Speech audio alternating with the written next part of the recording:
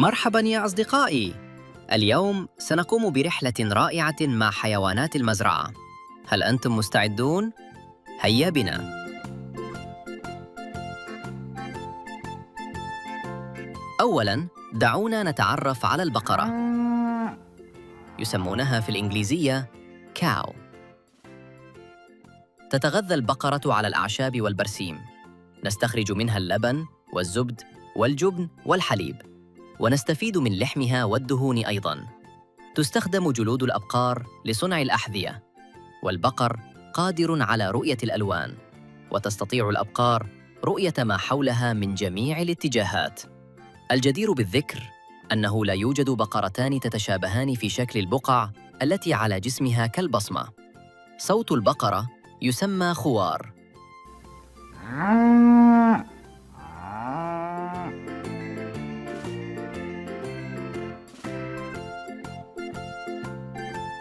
الآن دعونا نتعرف على الخروف.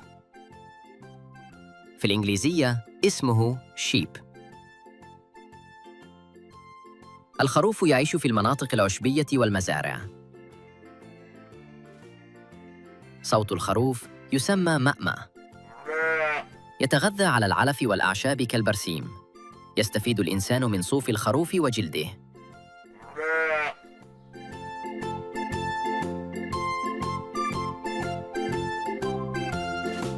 دعونا نتعرف على الكلب. في الإنجليزية dog. الكلاب حيوانات برية تنتمي إلى فصيلة الثدييات. تختلف الكلاب في أحجامها حسب النوع، فهناك أنواع تكون صغيرة جداً وأنواع متوسطة، وأيضاً هناك بعض الأنواع العملاقة. يبلغ متوسط طول الكلاب حوالي 50 سنتيمتر، ويبلغ متوسط وزنها حوالي 30 كيلوغرام. تمتلك الكلاب 4 أرجل وجسم طويل بعض الشيء، ورأس بأذنين تكونان طويلتان غالباً. وتمتلك الكلاب مخالب حادة، وصوت الكلب يدعى نباح.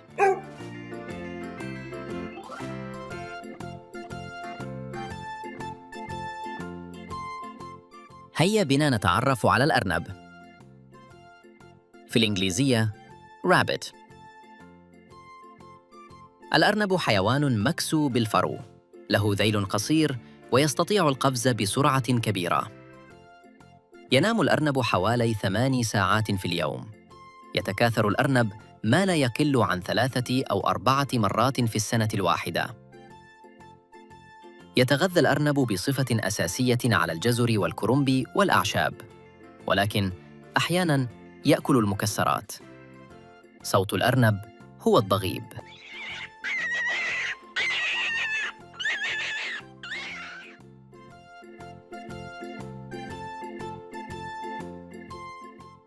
الآن دعونا نتعرف على الحصان. في الإنجليزية اسمه horse. الخيل حيوان لا يفارق صاحبه أبداً، ويمكنه أن يحملنا لمسافات بعيدة دون تعب أو كلل. الخيول تنام واقفة. هل تعلمون أيضاً أنها لا تسقط على الأرض أثناء نومها؟ ذلك لأن لها خاصية تثبت بها أرجلها، فالله وهبها هذه الخاصية في أرجلها، كما أنها باستطاعتها حمل ثقل جسمها. يتميز الحصان بالسرعة، لذلك فإنها يستخدم في جر الأشياء الثقيلة.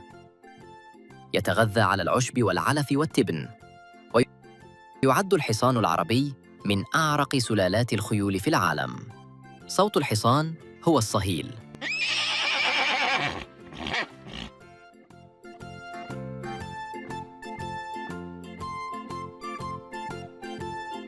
هيا بنا نتعرف على الدجاجة. في الإنجليزية اسمها hen.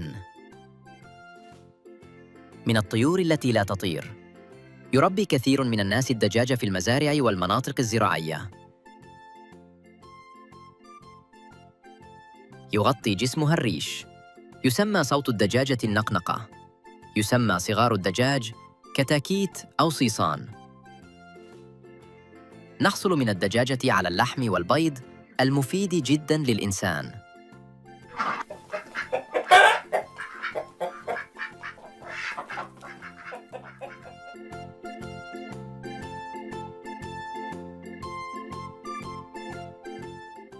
الحيوان التالي هو البطة، في الإنجليزية duck. البطة من حيوانات المزرعة، فهي من الطيور التي تعيش في جميع أنحاء العالم. تتميز بلونها البني والرمادي اللامع. تتغذى على الأسماك والأعشاب والبذور والديدان والضفادع والحشرات، ويعتبر البط سباح ماهر. صوت البطة يسمى بطبطة.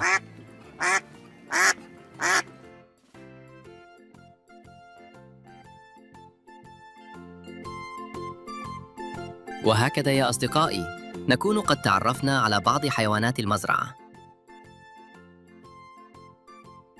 هل استمتعتم بالمغامرة؟ شكراً لمشاهدتكم، ولا تنسوا الاشتراك في القناة للمزيد من المغامرات والتعلم. وداعاً.